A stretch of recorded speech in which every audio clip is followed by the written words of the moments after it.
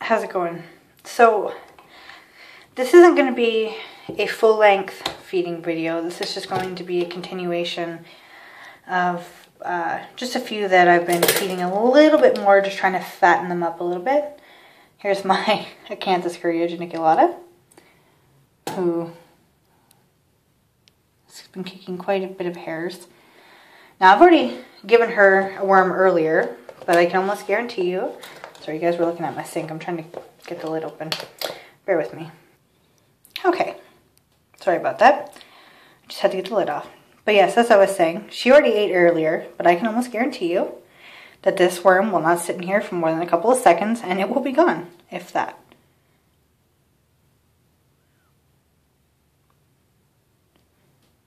Wow, that took her a minute. That's the longest I've seen her wait for food. Yes, this is Cali. This is my Acanthus geniculata. See if we can zoom in real nice there for you. Oh yeah. This girl's a beast. Probably gonna molt really soon too. Pardon my coughing. I'm obviously not coughing in the direction of the teas, but oh, there she is. Isn't she gorgeous? This has become one of my fast favorites, especially after she last molted. She's really just, that personality is just really starting to show, and she's becoming like really feisty and just kind of mean, and that kind of awful distemperament. I'm really enjoying her. She's a very awesome eater. So if you guys are looking for a great display tea that like eats every time, this would be like an awesome one. But I really wouldn't recommend touching these guys because first off, they're very flaky and their hairs are pretty irritating, but they're also pretty quick to bite. So yeah, I wouldn't mess with these guys, even though they are New World. I think out of a lot of the ones in my collection, this would definitely be one that would tag you if anybody was going to. She would be one of the ones high up on the list of that would go and try to take a chunk if she got a chance. So, but gorgeous, gorgeous species though. Really easy to keep, very hardy. Really, they're pretty easy to work with for the most part. So, but yeah. So I got two other ones in here that I'm going to show you, and yeah. So we'll see you in a second. Now here's Darlene, my Ceratojaris darlingi. Just zooming in on there for you guys. Let's see if we can get her to eat. I want to fatten her up, so I already did feed her earlier, like I was saying. Oh, dog hairs, get out of here, will ya? Sorry, I'm pulling a dog hair off the tongs. The unfortunate thing of having lots of animals is their hair gets absolutely everywhere. And I just dropped that mealy. Woo!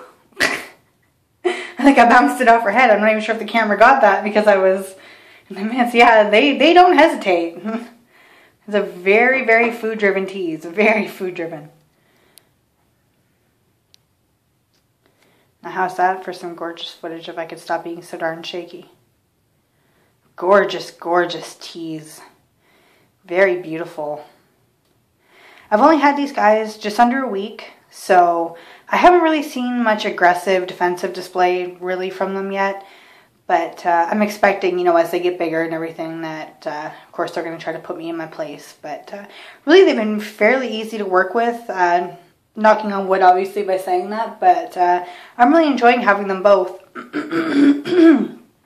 Obviously, my Ceratojaris marshalli didn't get fed today because she just molted the other day. So when I feed her, I will take a video because I'm probably going to feed her and my green bottle blue the same day because they molted just a day apart from each other. So probably next week sometime I'll just make like a little mini feeding video of the two of them.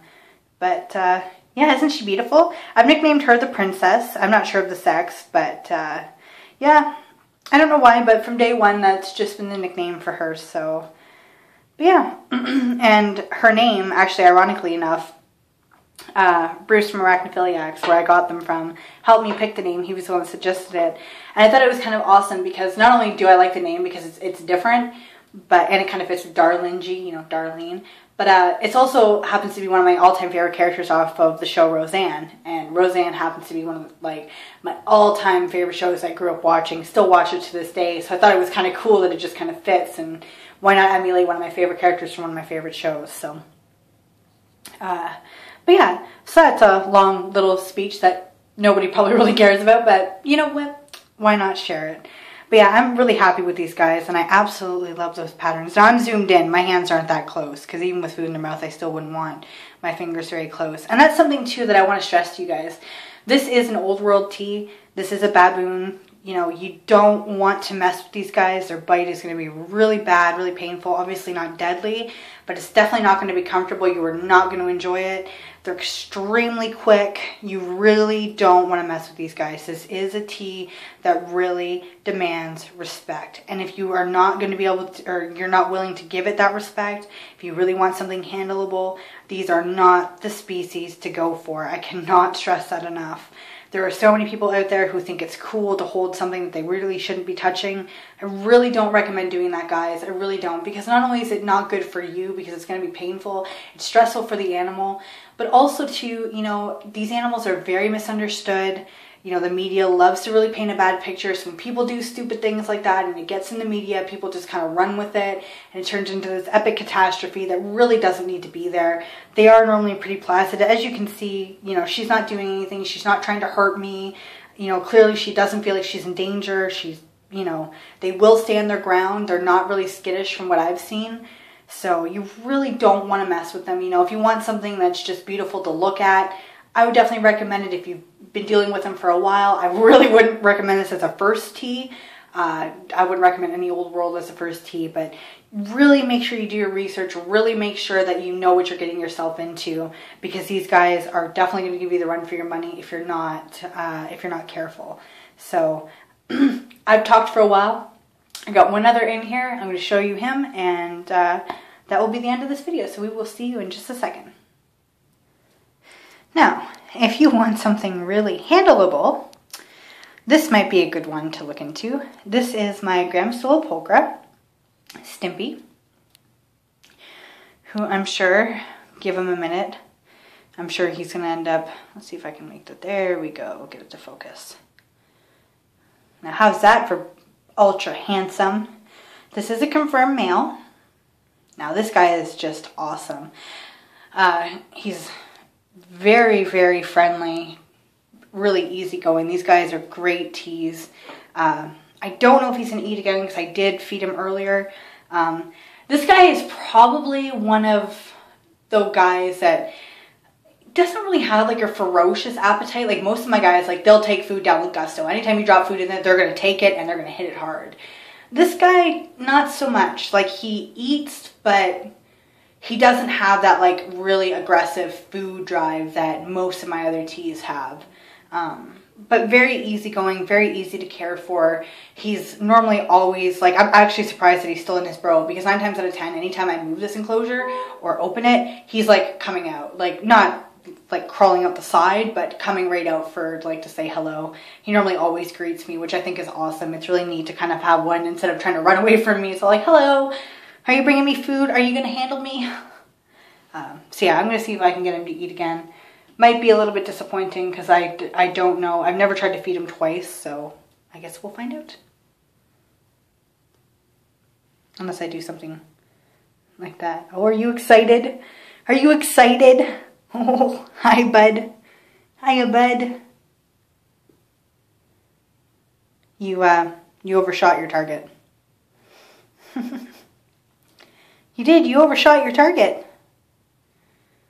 Yeah, you're handsome. You're handsome and you know it.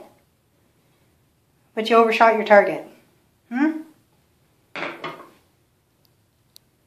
Now, how is that for handsome? That's a beautiful spider right there. See if we can get a close-up of his face. Oh, there you go. There's some face for you.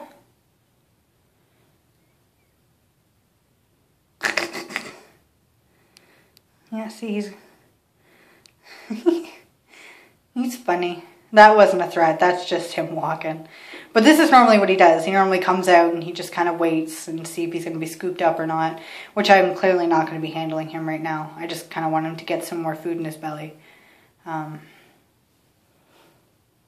don't know if he grabbed it or not. No, he hasn't. It's back by his back legs. But yeah, this is what he does. So, yeah, this is just kind of like a mini random video. I just kind of want to see if I could get these 3 to eat a little bit more. My geniculata is close to a molt. I'm trying to molt her out if I can. That'll be the end of her power feeding. Then she'll go back to a getting fed every 2 week schedule. We've just been feeding with such small prey lately that I just kind of wanted to beef them up a little bit. And yeah. See, he walks so slow. Like, he's such a gentle guy. Now he's going to get upset if I have to touch his toes to make him go down. He won't threat or anything, but he'll kind of be like, oh, really? But yeah, if you guys want a handleable species, I would definitely recommend a Graham-Stoll pulchra.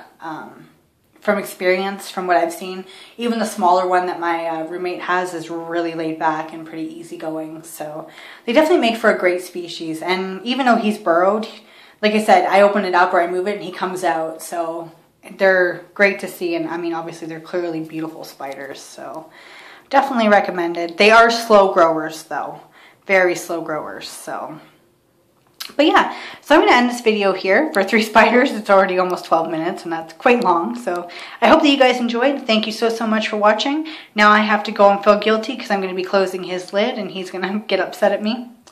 Always makes me feel guilty when I have to close the lid because I swear to God, he just feels so bad. And see, there's his prey. He didn't touch it. He's more interested in coming out for a visit.